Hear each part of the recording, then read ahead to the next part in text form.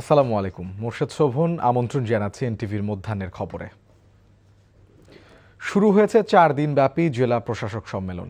রাজধানী ঢাকার ওসমানী স্মৃতি মিলনায়তনে ডিসি সম্মেলনের উদ্বোধন করেছেন প্রধানমন্ত্রী তারেক রহমান।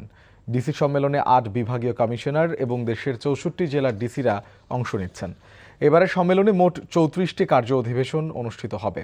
4 দিনের সম্মেলনে বিভাগীয় কমিশনার ও ডিসিরা রাষ্ট্রপতি, জাতীয় সংসদের স্পিকার, প্রধান বিচারপতির সঙ্গে সৌজন্য সাক্ষাৎ ও নির্দেশনা নেবেন এবং মতবিনিময় করবেন।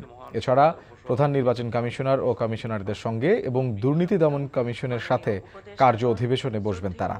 উদ্বোধনী ভাষণে প্রধানমন্ত্রী তারেক রহমান বলেন, প্রশাসন সঠিকভাবে কাজ করলে জনরায় প্রতিফলিত হবে। দুর্নীতির সাথে কোনো আপোষ নয় বলেও হুঁশিয়ারি করেন সরকার প্রধান। দেশের আবহমানকালের ধর্মীয় সামাজিক মূল্যবোধের আলোকে একটি ন্যায়ভিত্তিক কল্যাণ রাষ্ট্র প্রতিষ্ঠা করতে চাইছি আমরা। সুশাসনের জন্য প্রয়োজন দক্ষ ব্যবস্থাপনা, যোগ্য নেতৃত্ব এবং অবশ্যই জবাবদিহিতা। দুর্নীতির বিরুদ্ধে সরকারের অবস্থান পরিষ্কার, সেটি হচ্ছে আমরা কম্প্রোমাইজ করতে চাই না দুর্নীতির সাথে। সরকারি কার্যালয়ে সেবা প্রার্থীরা যেন অপ্রয়োজনীয় হয়রানি না হয় কিংবা বিলম্ব বা অনিয়মের শিকার না হয়, দয়া করে সে ব্যাপারেও আপনাদেরকে কঠোর নজর রাখতে হবে। আপনারা মাঠ পর্যায়ে সরকারের প্রশাসনিক অ্যাম্বাসেডর। দ্রব্যমূল্য নিয়ন্ত্রণ, বাজারের শৃঙ্খলা বজায় রাখা, কৃষকের ন্যায্য মূল্য নিশ্চিত করা অত্যন্ত জরুরি। ইচ্ছে মতন যাতে কেউ নিত্য প্রয়োজনীয় পণ্যের মূল্য বাড়াতে না পারে কিংবা যে টেন্ডেন্সিটা আমরা দেখি বিভিন্ন সময় মজুতদারি বা কারসাজির মাধ্যমে বাজারে অস্থিতিশীলতা সৃষ্টি করতে না পারে, কোনো ধরনের সিন্ডিকেট বা কৃত্রিম সংকট সৃষ্টির অপচেষ্টা কেউ করতে না পারে, এই জন্য নিয়মিত বাজার তদারকি জোরদার করা প্রয়োজন। সিলেটের ট্রাক ও পিকআপ ভ্যানের সংঘর্ষে 8 জন নিহত হয়েছেন। ভোরে দক্ষিণ সুরমার তেলিবাজারে এই দুর্ঘটনা ঘটে। নিহতদের সবাই নির্মাণ শ্রমিক।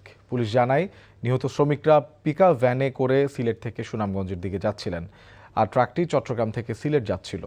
ভোরের দিকে দক্ষিণ সুরমার তেলিবাজার এলাকায় পৌঁছালে ট্রাক পিকআপ ভ্যানের মুখোমুখি সংঘর্ষ হয়। ঘটনাস্থলেই প্রাণ যায় 8 জন শ্রমিকের। পুলিশ বলছে, নিহতদের পরিচয় পাওয়া যায়নি। এদিকে চাঁপাইনবাবগঞ্জের নাচুল উপজেলার বেনিপুর মোড়ে ট্রাক মোটরসাইকেলের সংঘর্ষে 2 জন নিহত হয়েছেন। এছাড়া কুমিল্লায় বাবার মোটরসাইকেল থেকে ছিটকে পড়ে এক শিশুর মৃত্যু হয়েছে।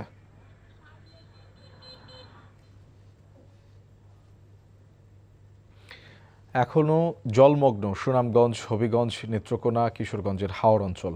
তলিয়ে আছে কৃষকের সোনালী স্বপ্ন। বোরো ধান পানিতে পচতে শুরু করেছে। এক সপ্তাহে টানা বৃষ্টিতে সুনামগঞ্জের অধিকাংশ হাওরের ফসলের ব্যাপক ক্ষতি হয়েছে। হাওর পাড়ে গেলেই নিঃস্ব কৃষকের হাহাকার চোখে পড়ে। কেউ বিলাপ করেন, কেউ অসহায় হয়ে পানির নিচে তলিয়ে থাকা পাকা ধানের দিকে তাকিয়ে থাকেন। এদিকে শ্রমিককে উচ্চ পারিশ্রমিক দিয়ে কেটে আনা ধান খলাই থেকে পচে যাচ্ছে। এদিকে উজানের ঢল ও বৃষ্টির পানিতে কিশোরগঞ্জের অষ্টগ্রাম, মিঠামইন ও ইটনা উপজেলার প্রায় 7,000 হেক্টর জমির ধান তলিয়ে গেছে। হাওরের একমাত্র ফসল হারানোর শঙ্কায় দিশেহারা কৃষকরা। বৃষ্টির পানিতে তলিয়ে যাওয়া ধান কাটায় ব্যস্ত নেত্রকোনার হাওর অঞ্চলের কৃষকরা। দুর্ভোগে রয়েছে মৌলভীবাজারের হাওর অঞ্চলের চাষিরাও। উনি ধান পচা ঘেরাইছে, মানে আমরা যে কি করাম কি সালামকে আল্লাহ ছাড়া কেউই জানেন। বাকি দিমন্দর কিলা চলমু আমরা এই চিন্তাটা, বাচ্চা গাদন লিয়া চলমু কিলা এই চিন্তাটা আমরা সব পানিত গেছে গা। আমার আর অনেক কিছু করে খাইবার নাই। আমার স্বামী কামলা দিয়া খাইতো, অনেক কামলো আমি দিতারতাম না। দর্শক, এই মুহূর্তে সুনামগঞ্জের হাওর অঞ্চলে আছেন আমাদের স্পেশাল করেসপন্ডেন্ট হাসান জাবেদ। সেখানকার পরিস্থিতি জানতে সরাসরি যুক্ত হচ্ছি তার সাথে।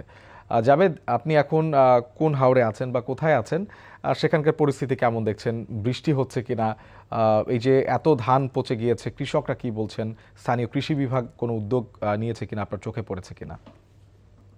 আমি এই মুহূর্তে সুনামগঞ্জ জেলার সুনামগঞ্জ সদর উপজেলার দেখার হাওর। এই হাওরটি খুবই বিস্তীর্ণ, অনেক বড়, 4টি উপজেলাকে এই হাওরটি সংযুক্ত করেছে। আমি ড্রোনের মাধ্যমে এখন সরাসরি আপনাদেরকে এই হাওরের চিত্রটা একটু দেখাবো এবং তথ্যপত্র আপনাদেরকে জানাবো। আজকে সকাল থেকে কিন্তু বেশ রোদ উঠেছে, এই রোদের কারণে কিন্তু কৃষকের মুখে কিছুটা হাসি ফুটেছে এবং তারা এখন সবাই কিন্তু কর্মব্যস্ত জীবন পার করছেন এবং হাওরের পাশে যে উঁচু জায়গা আছে সবাই কিন্তু খড় শুকাচ্ছেন, কেউ ধান রোদ্দু দিচ্ছেন, দূর দূরান্ত থেকে ধানগুলি এনে এখানে দিচ্ছেন। অনেক ধান কিন্তু পচে গেছে, গেরা এসেছে, অর্থাৎ গেরা বলতে এখানে ধানের মধ্যে কিন্তু আপনার এই চারা হয়ে গেছে এবং এই ধানগুলি খুব একটা কাজ হবে না, কিন্তু চোখের দেখা সহ্য করতে পারে না। তারা বলছেন যে রোদ্দু দিচ্ছে, হয়তো হাঁসের খাবার হবে অথবা ভুসি হিসেবে ব্যবহার করা যাবে, এখন কি হবে তারপরও তারা কাজ করছেন। এই দেখেন বিস্তীর্ণ এলাকায় কিন্তু এখন শুধু কাজ আর কাজ করছে, খালি তারা রোদের অপেক্ষায় ছিলেন এবং এই রোদ যদি আগামী 2-3 দিন থাকে তাহলে কিন্তু তারা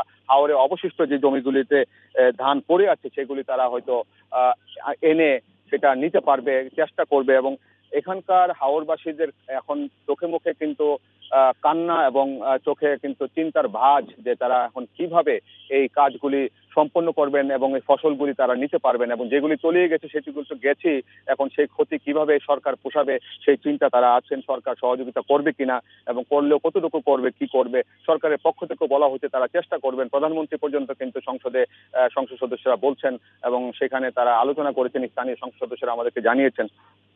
এবং এই হাওরের যে 4টি উপজেলা, এই দেখার হাওরের 4টি উপজেলায় সম্পৃক্ত। আমার চোখ যে যত দূর যাচ্ছে হাওর কিন্তু তার চেয়ে আরো অনেক বিস্তৃত, চোখ দিয়ে আসলে দেখার শেষ করা যাবে না, এত বড় হাওর এই দেখার হাওরটি। এবং এই হাওরটি সুনামগঞ্জ সদর, শান্তিগঞ্জ, ছাতক ও দোয়ারা বাজার এই 4টি উপজেলাকে সংযুক্ত করেছে এবং এখানকার হাজার হাজার কৃষক এই হাওরের উপর নির্ভরশীল। এক ফসলি ধান, তাদের বোরো ধান, এই বোরো ধানের উপরই তাদের জীবন জীবিকা সবকিছু চলে। এবং তারা বলছেন আজকে যে ধান তো গেছি, এখন যে খড়গুলি নষ্ট হয়েছে, পচে গেছে, সেক্ষেত্রে তাদের যে গরুগুলি আছে, বাছুরগুলি আছে, এগুলিকে কিভাবে খাওয়াবে, কিভাবে বাঁচাবে, এটাও এখন বড় চিন্তা। তারা বলছেন যে মানুষ হিসেবে হয়তো আশেপাশের জেলার বা বিভিন্ন জায়গা থেকে মানুষ খাবার নিয়ে আসতে পারে, তাদেরকে সাহায্য করতে পারে, কিন্তু গরুগুলির এই যে খাবার এগুলি কে দিবে, কোত্থেকে আনবে, এবং অনেক দাম দিয়েও কিনতে পাবে না, এবং সেই কিনতে গেলেও কোথায় থেকে টাকা পাবে, তাই তারা অনেকে চিন্তা করছেন হয়তো বা গরুগুলি অনেকের বিক্রি করে দিতে হতে পারে, তখন কি হবে। এবং তাদের এই এলাকার মানুষ কিন্তু হাঁস, মুরগি, গরু, ছাগল, বাছুর এবং এই বুড়ো ধান, এই কয়েকটি জিনিসের উপরই তাদের নির্ভরশীল। এবং তারা বলছেন তাদের চতুর্মুখী সংকট, এক হচ্ছে অর্থনৈতিক সংকট, এক হচ্ছে আপনার এই যে বৃষ্টি আসলো, এই ডুবে গেল হাওর, এবং হাওরে ডুবে যাওয়ার পিছনে তারা বলছেন যে সঠিক যে বাঁধের পরিকল্পনা অনুযায়ী বাঁধ দেওয়া হয়নি এবং সেখানে স্লোয়েজ গেট ভালোভাবে নির্মাণ করা হয়নি এবং পানি দ্রুত নিষ্কাশনের ব্যবস্থা নেই এবং পানি দ্রুত এখানে তলিয়ে যাচ্ছে। কেন তলিয়ে যাচ্ছে? যে নদীগুলি এবং খালগুলি এবং নাব্যতা হারিয়েছে এবং এই যে হাওর এলাকার আশেপাশে যে ছোট ছোট ডোবা থাকে, খাল থাকে, সেগুলির নাব্যতা হারিয়েছে। এইসব কারণে কিন্তু কৃষকরা বিপাকে পড়েছেন। আজকে অনেককে দেখেছি এখানে বিলাপ করছে, ধান রোদ্দু দিচ্ছে আর চোখ দিয়ে পানি পড়ছে এবং তারা বলছেন যে এই ভিজা ধানগুলি, এই পচা ধানগুলি দিয়ে কি করবেন, কিন্তু তাদের আসলে উপায় নেই, নিরুপায়, এবং আল্লাহর উপর ভরসা করছেন যে দেখা যাক এখন সামনে কি হবে। দর্শক, আমরা সুনামগঞ্জ থেকে জানছিলাম হাওর অঞ্চলের ক্ষয়ক্ষতির খবর। যুক্তরাষ্ট্রের ফ্লোরিডায় নৃশংসভাবে হত্যার শিকার বাংলাদেশি শিক্ষার্থী জামিল আহমেদ লিমনের মরদেহ দেশে ফিরছে। ওয়াশিংটনে বাংলাদেশ দূতাবাস জানায় সব প্রক্রিয়া শেষে লিমনের নিথর দেহ নিয়ে একটি ফ্লাইট এখন ঢাকার পথে। আগামীকাল সকালে মরদেহটি দেশে পৌঁছানোর কথা রয়েছে। যুক্তরাষ্ট্রের ইউনিভার্সিটি অফ সাউথ ফ্লোরিডার ডক্টরাল শিক্ষার্থী জামিল আহমেদ লিমন ও নাহিদা সুলতানা বৃষ্টি গেল 16 এপ্রিল থেকে নিখোঁজ ছিলেন। প্রায় 10 দিন পর গেল 24 এপ্রিল লিমনের মরদেহ উদ্ধার করে পুলিশ। লিমনের সঙ্গে নিখোঁজ হওয়া অন্য বাংলাদেশি শিক্ষার্থীর বৃষ্টির মরদেহ শনাক্ত করা হয়েছে। বৃষ্টির মরদেহ দ্রুততম সময়ের মধ্যে দেশে পাঠাতে কাজ করছে বাংলাদেশ দূতাবাস। মেহেরপুরের গাংনী উপজেলায় বোমা সদৃশ একটি বস্তু ও রহস্যজনক চিরকুট উদ্ধার করেছে পুলিশ। সকালে উপজেলার চর গোয়াল গ্রামের মাথাভাঙা নদীর তীরে এ ঘটনা ঘটে। ঘটনাকে কেন্দ্র করে এলাকায় আতঙ্ক ছড়িয়ে পড়েছে। স্থানীয়রা জানায় সকালে নদীর পাড়ে একটি পরিত্যক্ত বস্তু পড়ে থাকতে দেখে সন্দেহ হয় এলাকাবাসীর। পরে সেটি কাছ থেকে পর্যবেক্ষণ করলে বোমা সদৃশ মনে হওয়ায় এলাকায় আতঙ্ক ছড়িয়ে পড়ে। বিষয়টি দ্রুত গাংনী থানা পুলিশকে জানানো হয়। খবর পেয়ে পুলিশ ঘটনাস্থলে পৌঁছে বোমা সদৃশ বস্তুটি উদ্ধার করে। একই সঙ্গে একটি রহস্যজনক চিরকুটও পাওয়া যায়, যা বোমার সদৃশ বস্তুটির সঙ্গে পলিথিনে মোড়ানো অবস্থায় ছিল। ঘটনার প্রকৃত রহস্য উদ্ঘাটনে তদন্ত অব্যাহত রেখেছে পুলিশ। কাপ্তাই হ্রদ থেকে আহরিত মাছের রাজস্ব আদায়ে অতীতের সব রেকর্ড ভেঙেছে বাংলাদেশের রাজস্ব উন্নয়ন কর্পোরেশন BFDC। 9 মাসে কাপ্তাই হ্রদ থেকে 10,000 মেট্রিক টন মাছ BFDC ঘাটে বিক্রির পর সরকারি কোষাগারে জমা পড়েছে 22 কোটি টাকা, যা আগের বছরের তুলনায় 4 কোটি টাকা বেশি। রাঙামাটি থেকে ফজলে এলাহির পাঠানো রিপোর্টে বিস্তারিত। মাছের সুষ্ঠু প্রজনন, বংশবৃদ্ধি, মজুত ও ভারসাম্য রক্ষার স্বার্থে 24 এপ্রিল মধ্যরাত থেকে কাপ্তাই হ্রদে শুরু হয়েছে 3 মাসের নিষেধাজ্ঞা। এই সময়ে মাছ ধরা, বাজারে বিক্রির ওপর কঠোর নজরদারি করা হচ্ছে, যা মাছের উৎপাদনে গুরুত্বপূর্ণ ভূমিকা রাখছে। নিষেধাজ্ঞা শুরুর আগেই কাপ্তাই হ্রদ থেকে পাওয়া মাছ বিক্রি করে রেকর্ড পরিমাণ রাজস্ব আদায় করা হয়েছে। BFDCর তথ্য মতে গত 9 মাসে এই হ্রদ থেকে প্রায় 10,000 মেট্রিক টন মাছ অবতরণ করা হয়েছে BFDC ঘাটে। আমাদের বিভিন্ন জায়গায় মনিটরিং সিস্টেমটাও আমরা একটু করেছি, গভীরভাবে পর্যবেক্ষণ করেছি, যাতে করে আমরা যাতে সঠিকভাবে আমরা মাছগুলো অবতরণ করতে পারি এবং যার ফলে আমরা যাতে রাজস্বটাকে আমরা বৃদ্ধি করতে পারি।